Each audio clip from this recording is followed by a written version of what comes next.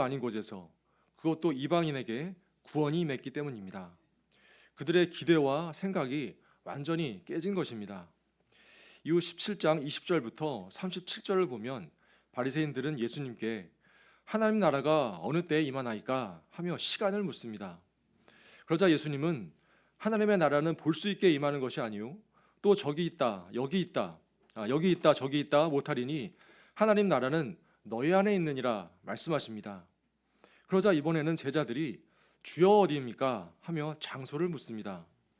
그들은 왜 이렇게 하나님 나라가 언제 어디에서 이루어지는지 묻는 것일까요? 그들이 기대하는 하나님 나라는 다윗왕과 같은 강력한 왕이 세워져 그들을 괴롭히는 로마를 물리치고 이스라엘의 영광이 회복되는 것이기 때문입니다.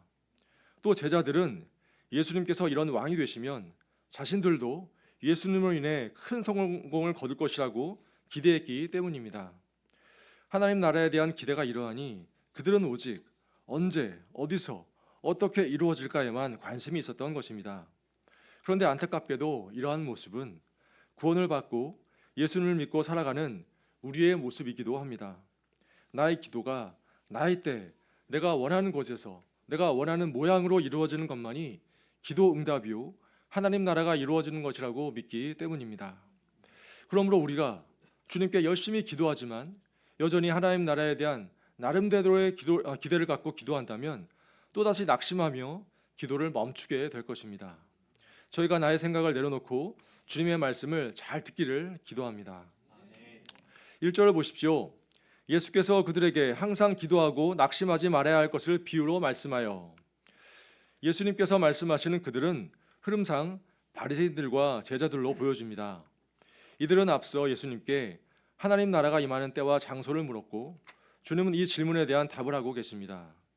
그 답이 바로 항상 기도하고 낙심하지 말라입니다. 그리고 항상 기도하고 낙심치 않을 수 있는 이유를 과부와 불의한 재판장의 비유를 통해 가르쳐 주십니다. 사실 항상 기도하는 것과 낙심은 뗄 수 없는 관계입니다. 낙심하지 않은 상태가 바로 끈기 있게 포기치 않고 하나님께 기도하는 것이기 때문입니다. 그러므로 기도를 멈추거나 하지 않는다는 것은 곧 낙심을 보여주는 것입니다. 그런데 여기서 항상 always란 시간만을 의미하지 않습니다. 중요한 것은 하나님께 대한 믿음이 끊어지지 않는 것입니다.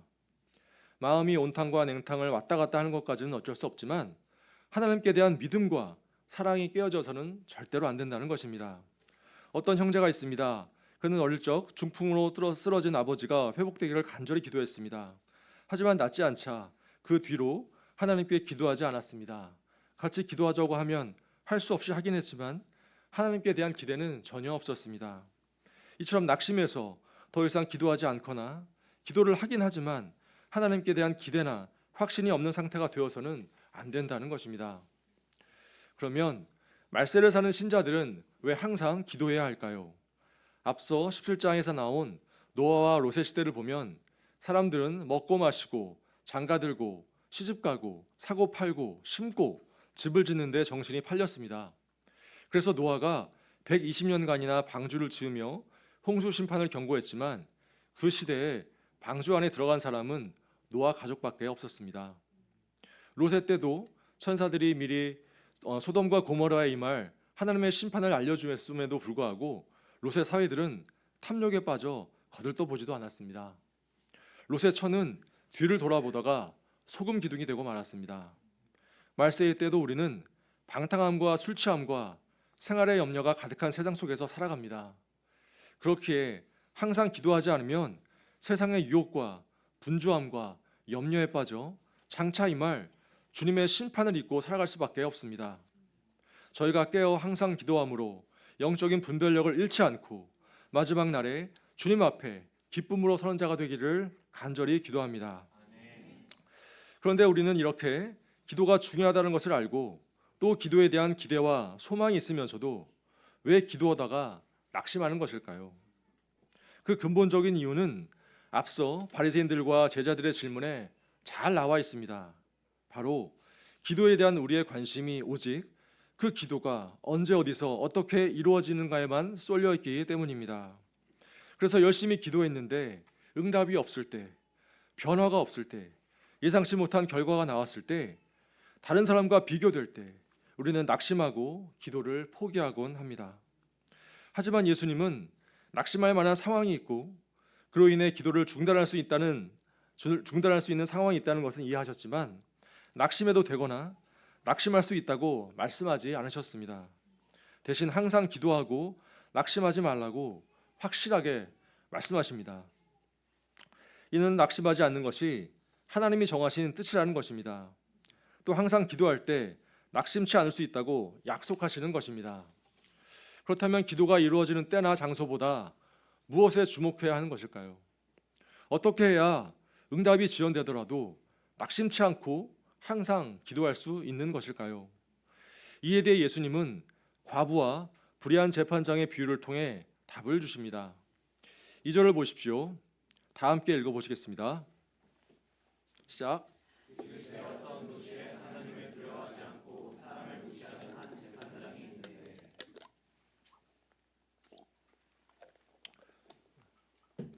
한 도시에 재판장이 있었습니다.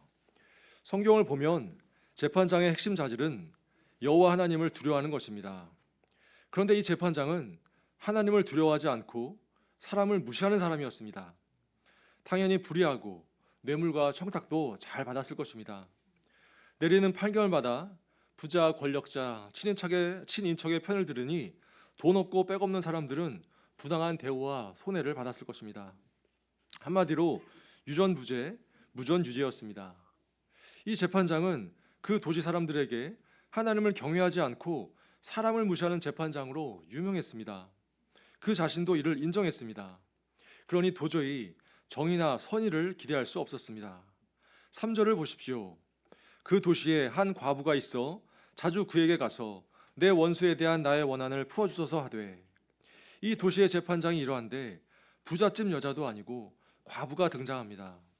고대 사회에서 여성은 약자였습니다. 아버지나 남편이나 아들에게 의존해야만 생존이 가능했습니다. 그러니 과부가 아들까지 없으면 기본적으로 생존 자체가 위협당했기 때문에 나그네, 고아 등과 함께 구제의 대상이었습니다.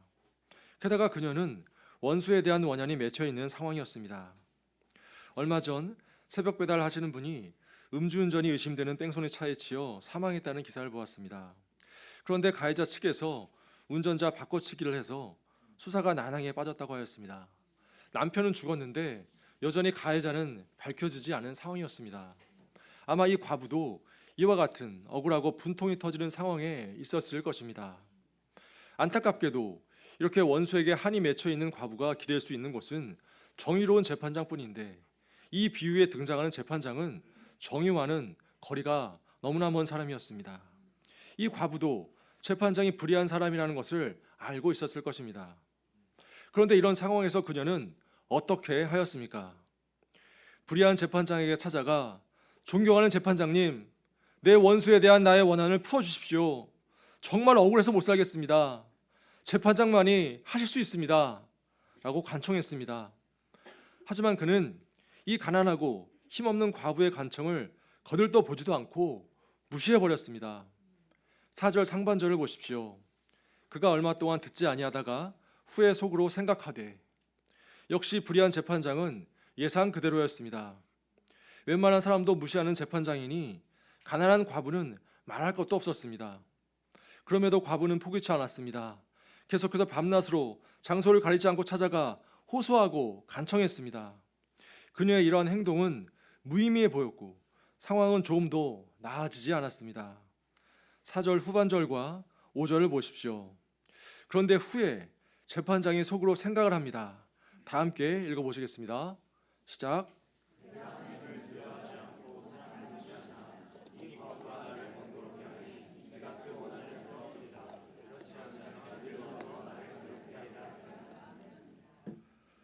놀랍게도 재판장은 겉모습과 달리 그 내면은 괴로움에 시달리고 있었습니다. 변화가 있던 것입니다. 그리고 마침내 과부의 원한을 풀어주겠다고 합니다. 6절을 보십시오. 주께서 또 이르시되 불의한 재판장이 말한 것을 들으라. 비유의 말씀을 마치신 예수님은 이제 누구의 말을 들으라고 하십니까? 놀랍게도 불의한 재판장이 말한 것을 들으라고 하십니다. 이는 이 재판장의 말에 생각해 볼 것이 있다는 것입니다. 이 말씀은 두 가지로 이해할 수 있습니다. 첫째는 재판장이 과부의 원한을 풀어준 동기를 들으라는 것입니다. 그가 속으로 생각한 말을 보면 그 동기는 고상하거나 정의롭지 않습니다. 단지 과부가 자신을 번거롭게 하였기 때문입니다. 만약 그 원한을 풀어주지 않으면 늘 와서 자신을 괴롭게 할 것이라고 생각했기 때문입니다. 둘째는 겉으로 보이지 않으나 이미 일어나고 있는 일에 주목하라는 것입니다. 지금 예수님께서 들으라고 하신 재판장의 말은 그가 입 밖으로 내뱉은 말이 아닙니다. 혼자 속으로 생각하고 말한 것입니다. 그러니 누구도 들을 수 없었습니다. 그런데 중요한 것은 그가 계속 거절하는 겉모습과는 전혀 다른 생각을 하고 있었다는 사실입니다. 겉보기에는 아무 일도 일어나지 않는다고 생각했는데 속으로는 이미 놀라운 변화, 준비가 일어나고 있었던 것입니다. 모든 사람들이 과부의 원한이 풀리는 것은 불가능한 것이고 과부의 부르짖음은 헛수고라고 비웃을 때 이미 재판장의 마음에는 상당히 큰 금이 가고 있었다는 사실입니다. 그러므로 이 비유는 앞서 언제 하나님의 나라가 임하는 것입니까? 라고 질문한 바리새인들에게 왜 예수님께서 하나님의 나라는 너희 안에 있느니라 말씀하셨는지 그 이유를 알려줍니다. 도대체 언제 오는 것이냐고 묻던 하나님 나라는 이미 시작되었기 때문입니다. 왜냐하면 예수님께서 이미 그들에게 오셨고 그들이 자신들의 생각을 내려놓고 앞에 계신 예수님을 나의 왕으로 영접하기만 하면 그들 안에 주님이 다스리고 이루어가시는 하나님 나라가 임하기 때문입니다. 그런데 우리도 하나님께 기도할 때 이런 생각이 들곤 합니다. 이렇게 열심히 기도하는데 왜 나의 기도 제목은 안 들어주시지? 거절하시는 건가? 그리고 낙심합니다. 그러나 예수님은 이 비유를 통해 절대로 그렇지 않다고 말씀하십니다. 그러므로 우리는 보이지 않는 것을 볼 수 있어야 하고 들리지 않는 것을 들을 수 있어야 합니다. 그리고 하나님은 우리가 믿음으로 낙심치 않고 항상 기도할 때 우리의 눈과 귀를 열어주십니다. 그러면 우리는 기도하며 기다릴 수 있습니다. 다니엘서 10장 12절을 말합니다. 다 함께 읽어보시겠습니다. 시작.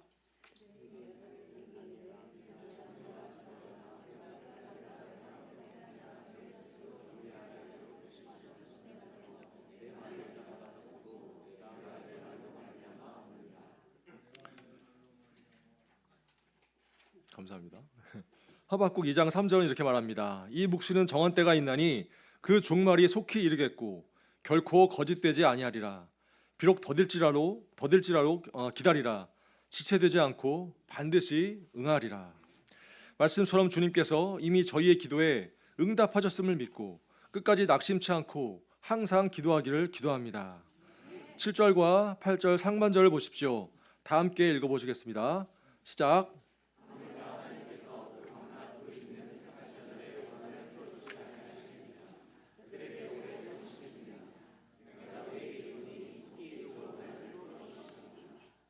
드디어 하물며가 나왔습니다. 예수님은 불신과 염려 가운데 있는 사람들에게 하나님의 사랑을 그리고 그 사랑을 받는 인간이 얼마나 귀한 존재인가 알려주고자 하실 때 이 하물며라는 단어를 자주 쓰십니다. 이제 예수님은 하나님의 말씀을 들어보라고 하십니다. 그리고 앞선 비유에 나온 과부와 재판장 그리고 하나님이 택하신 자들과 하나님과의 관계를 깊이 생각하도록 하십니다. 예수님은 하나님께 밤낮 부르짖는 자들을 택하신 자들이라고 하셨습니다. 과부가 불의한 재판장에 가서 그토록 밤낮 부르짖었던 이유가 무엇입니까? 원한을 풀지 않고는 억울해서 도저히 살 수 없었기 때문입니다. 그러나 자신에게는 그 원한을 풀 수 있는 능력이 없고 오직 재판장만이 할 수 있음을 알았기 때문입니다. 이처럼 택하신 자들이란 하나님 밖에는 나를 도와줄 분이 없다는 것을 알기에 하나님께 밤낮 부르짖는 자들입니다. 또한 택하신 자들은 하나님께서 반드시 나를 도와줄 것을 확신하는 자들입니다. 왜냐하면 택하신 자들은 하나님께서 예수 그리스도의 피로 그들과 새 언약을 맺으셨기 때문입니다. 이로써 하나님의 사랑하는 자녀가 되었기 때문입니다. 이처럼 예수님은 우리가 하나님의 택하신 자들로 주님과 언약 관계에 있기 때문에 신실하신 하나님께서 우리의 기도에 반드시 응답해 주신다고 확신 있게 말씀하십니다. 그래야 이 사실을 세 차례나 반복해서 강조하십니다. 다시 한번 읽어보시겠습니다. 시작.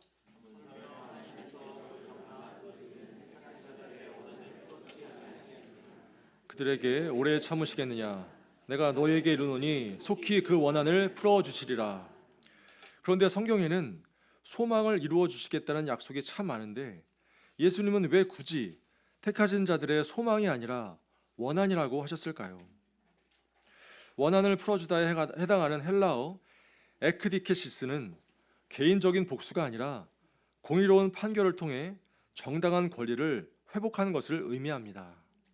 따라서 과부도 자신에게 해를 끼친 원수에게 복수를 해달라고 한 것이 아니라 자신이 당한 불의하고 억울한 상황을 법적으로 바로잡아 달라고 요청한 것입니다. 그래서 내 원수에 대한 나의 원한을 풀어주소서를 영문 성경으로 보면 다음과 같이 되어 있습니다. Grant me justice against my adversary. Give me legal protection from my opponent.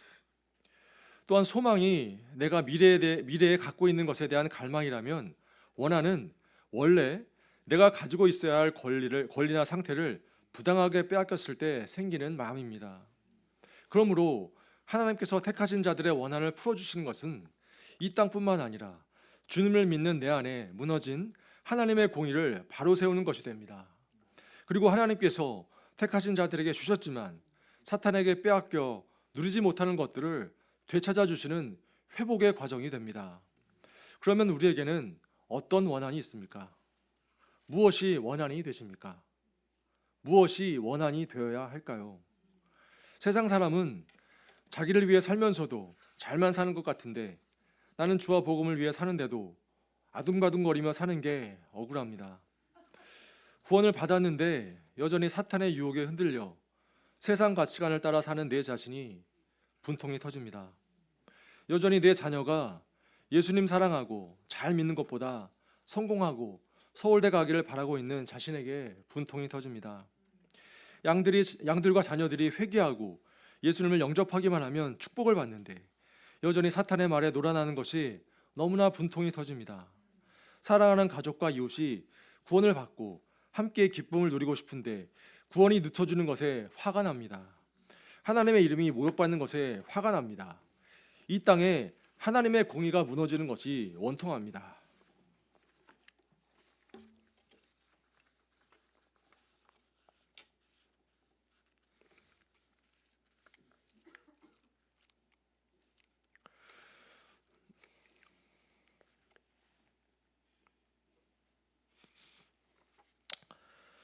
저희가 나의 정체성이 하나님의 택하신 자임을 기억하기를 기도합니다. 그리고 다른 무엇보다 주님을 믿는 내 안에 하나님의 공의가 무너진 것이 가슴에 사무치는 원한이 되기를 기도합니다. 그리하여 가슴을 치며 애통해하며 주님께 나아가 간절히 부르짖는 한 해가 되기를 기도합니다. 8절 상반절을 보십시오. 다 함께 읽어보시겠습니다. 시작.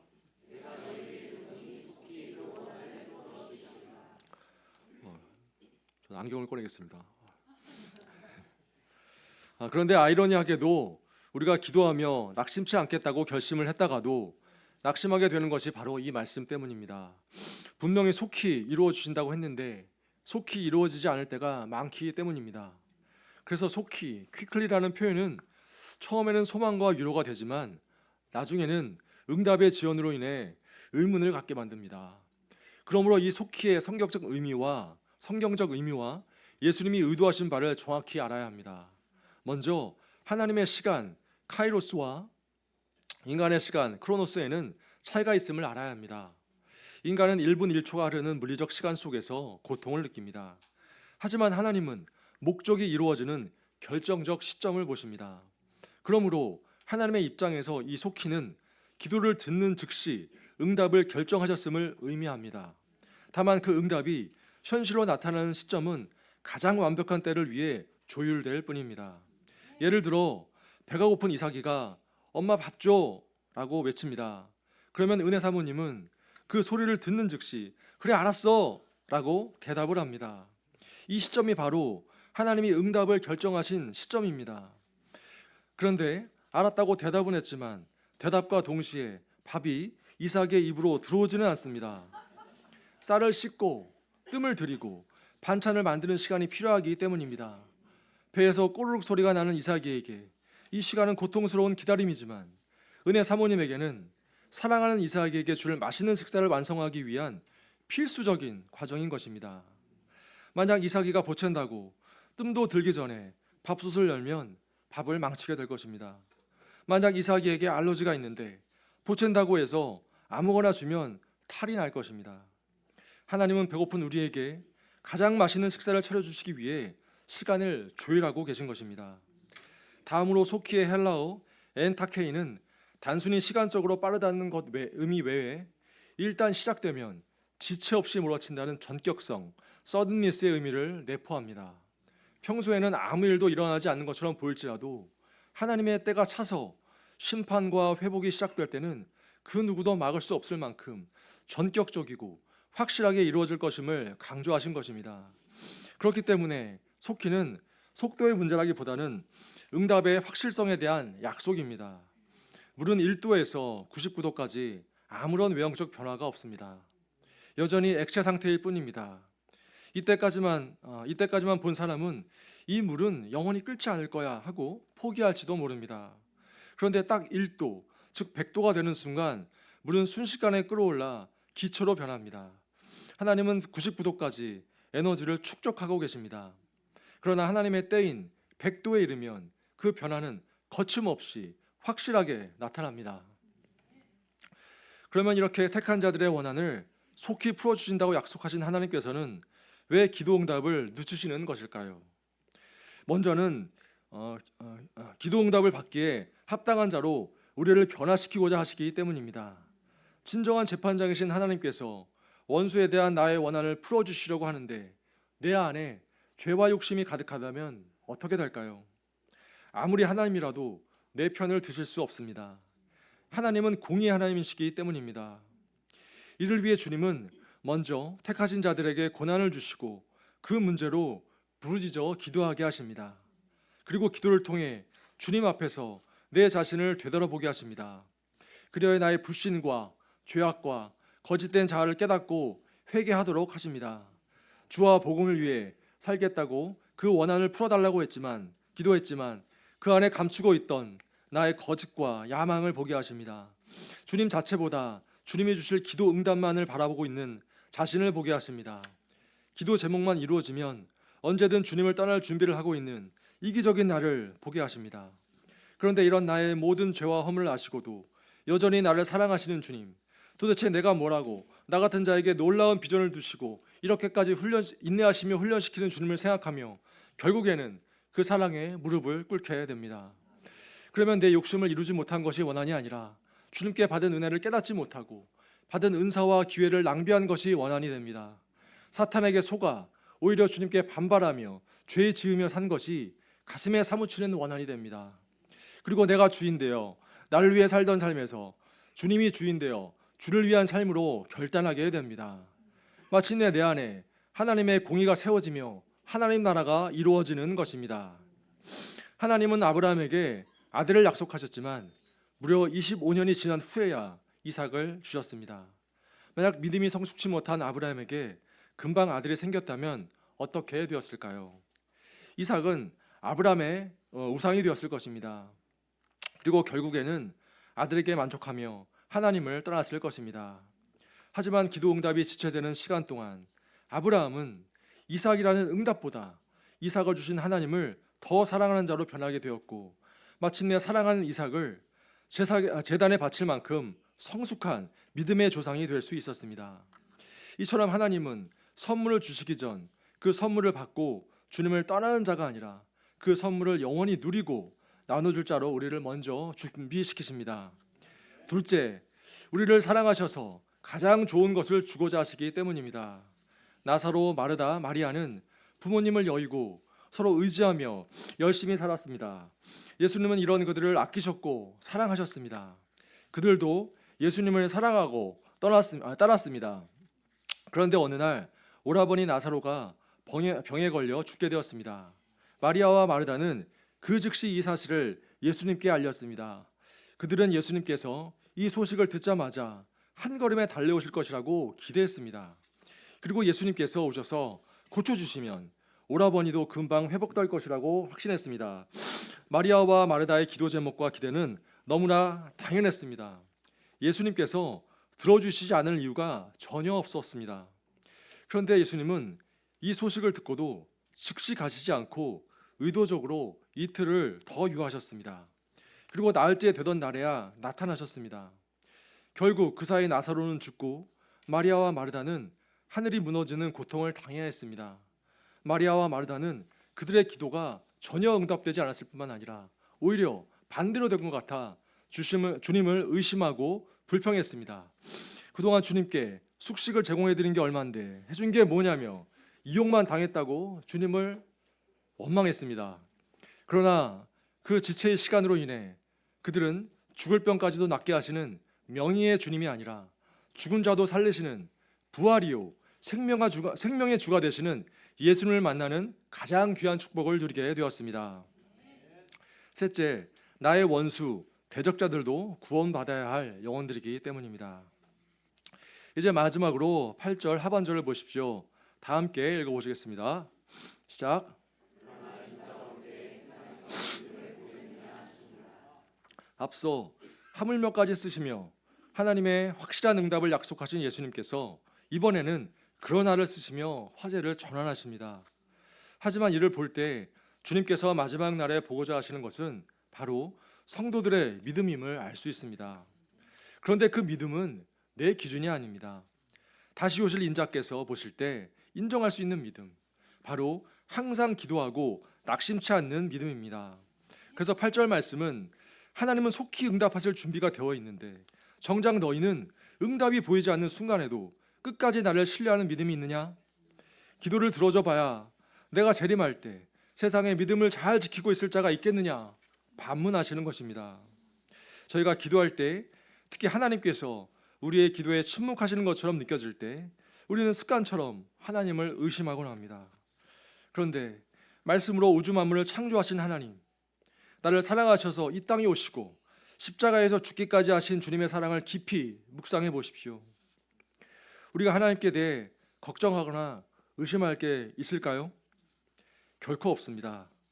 정말 걱정하고 의심하고 점검해야 할 것은 바로 나의 믿음뿐입니다.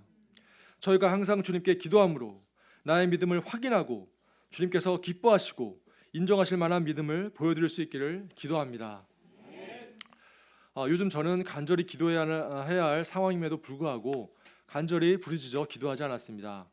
대신 매일 아침 일용할 양식을 먹으며 은혜를 받고 그 말씀을 삶에 적용하고자 노력했습니다. 그래서 아내에게 내가 믿음이 성장해서 그런가 왜 예전처럼 간절히 기도하지 않지? 물어보기도 했습니다. 그러나 메시지를 준비하며 응답하지 않으시는 것 같은 주님으로 인해 낙심하고 있는 제 자신을 발견할 수 있었습니다. 그리고 그 원인이 오늘 말씀처럼 나의 기도가 내가 원하는 때 내가 원하는 방법으로 이루어지기를 바라고 있기 때문임을 알게 되었습니다. 뿐만 아니라 하나님의 택하신 자로서 약속의 말씀을 붙잡고 신실하신 하나님을 바라보지 않고 있음을 깨달았습니다. 생각해보니 과거 물질, 자녀들의 건강, 입시, 관계 등 여러 문제 앞에 저는 약속대로 구원을 이루신 신실하신 주님을 기억하고 한마디 말씀을 붙잡고 기도하고 순종했습니다. 특히 물질 문제 앞에서는 놀라운 구원의 은혜를 받았음에도 믿음으로 살지 못하고 여전히 물질에 울고 웃는 삶을 사는 것이 너무나 억울하고 원통했습니다. 그래서 정말 과부처럼 나의 무능을 인정하고 죽기 살기로 주님께만 매달렸습니다. 그 결과 도중에 기도 응답이 지연되는 것을 넘어 나의 기도와 반대 방향으로 가거나 심지어 거절되는 것과 같은 상황이 펼쳐지기도 했지만 결국에 하나님은 하나님의 때에 가장 좋은 것들을 허락해 주셨습니다. 그런데 요즘 그 절박한 자리, 부르짖어 기도해야 하는 자리로 나아가는 것이 싫었습니다. 이 정도 순종했으면 이제는 좀 들어주시지 하는 서운함이 컸습니다. 그러나 말씀을 통해 하나님께서 저의 기도를 들으시고 이미 응답하셨고 가장 좋은 것을 주시기 위해 준비하고 계신다는 사실을 깨달았습니다. 저희가 기도를 통해 가장 좋은 것을 받기에 합당한 자로 빚어지기를 기도합니다. 낭망치 않고 항상 기도하며 주님께 믿음 드리기를 기도합니다. 기도 응답을 받은 후에도 주님을 떠나지 않고 주님이 다시 오시는 그날까지 변함없이 믿음의 기도를 드리는 자 되기를 간절히 기도합니다. 제가 기도하고 마치겠습니다. 사랑과 은혜가 풍성하신 하나님 아버지, 감사합니다. 오늘 또 정말 도전이 되는 또 기도에 관한 말씀 주셔서 감사합니다. 제가 말씀처럼 기도할 때 주님께서 저희의 정말 이 기도에 이미 또 응답하셨고 또 준비해 가신다는 사실을 또 믿고 끝까지 낙심치 않고 항상 기도하는 저희들이 될 수 있도록 도우시길 간절히 기도합니다. 이 은혜를 주셨는데 이것을 기억하고 올 한 해 기도의 싸움을 싸우고 또 주님께서 예비하신 이 축복들을 다 누릴 수 있도록 도우시길 간절히 기도합니다. 감사드리며 모든 말씀 예수님의 이름으로 기도드렸습니다. 아멘.